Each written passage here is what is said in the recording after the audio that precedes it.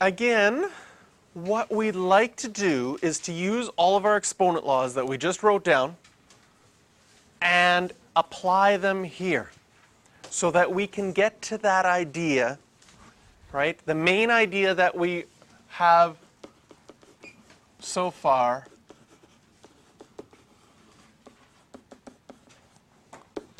the goal is to write both sides with the same base. So in A, on the left side, my base is 2. On the right side, I have 8 times the cube root of 2. My job is to write both sides with the same base. When looking at both sides and thinking about my columns, 8 appears in the 2's column. So it seems to make sense that I would want to change everything to have a base of 2. So here I have 2 to the x. 8 is 2 cubed. And the cube root of 2, if we think back to all of our exponent rules, we're starting to deal with number 9, where you have a cube root of something. That means that it's going to be 2 to the 1/3.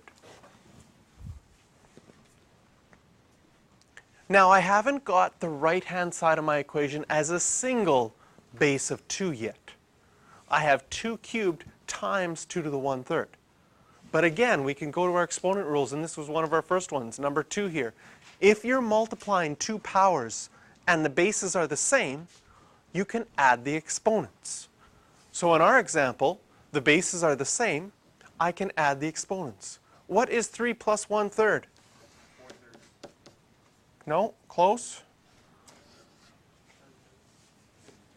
Is it all right if I change the 3 to 9 over 3?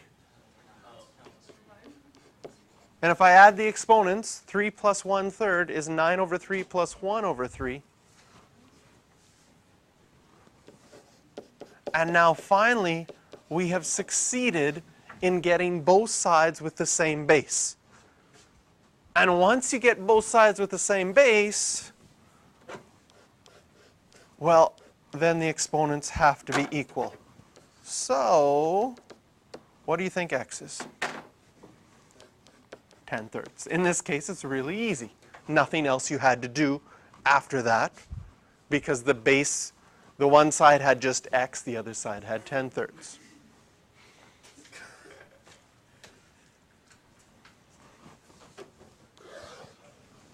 Let's look at our second one. Whew! That looks scary looking. We got a cube root of 625, a square root of 125. We've got powers. So the question is, can you write both of those numbers with the same base? Do they appear in the same column? Yes, they appear in 125 is 5 cubed. So I'm going to just replace that. I would still have the square root there. I'd still have another set of brackets, and I'd still have 2x plus 1. Notice the only thing I did was replace my 125 with 5 cubed. And on this side, I'm going to replace the 625 with 5 to the 4. And now it's just applying those exponent rules all the way through. A square root of a power is what I have inside the brackets. I don't want to do too much at once. Try to just do one power rule at a time.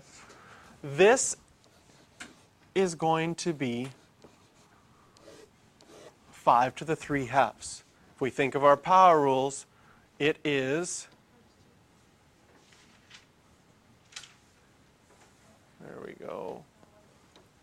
There we go. If we think of our power rules, what I'm really looking at here is the 10th one. Mth root of x to the n is x to the n over m. So what we had here is we had the square root, which will be a half of 5 cubed, which will be 5 to the 3 over 2. We still have the 2x plus 1 outside here. On this side, I can apply that same rule. This will be 5 to the 4/3. Your cube root is a 1/3. That 1/3 gets multiplied by your 4 to make 4/3. Here I have a power to a power, so I'm going to multiply. This will give me 3/2 times 2x will be 3x plus 3/2. And on this side I have 4/3. At this point, now that the bases are the same, the exponents have to be the same.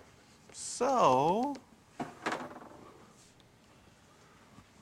and we don't really have a mathematical explanation yet other than by logic. We're just using logic right now and saying that if the bases are the same, then the numbers in those red boxes have to be the same. And we know that 3x plus 3 over 2 equals 4 over 3. It's not something that we can see what x is right away. But if I wanted to get x by itself, I could subtract 3/2 on both sides. How do you subtract fractions? Get a common denominator. So I would make this 8 over 6 minus 9 over 6.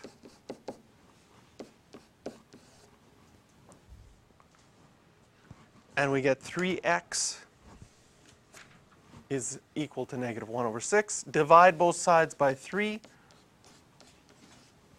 or multiply by 1/3 and we get x is negative 1 over 8. All right, questions 9 and 10. Do some more practice with your exponent rules.